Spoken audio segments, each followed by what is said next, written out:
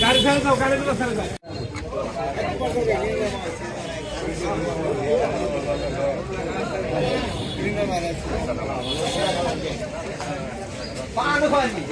আগে যাও না, ডাক্তার কি সেটা লোক আছে না?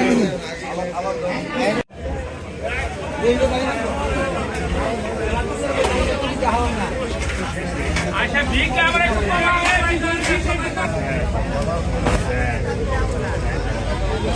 হাট মানুষের অসুবিধা হতো। এই হাটের দিতে তোমার শোনা বুঝতে পারি।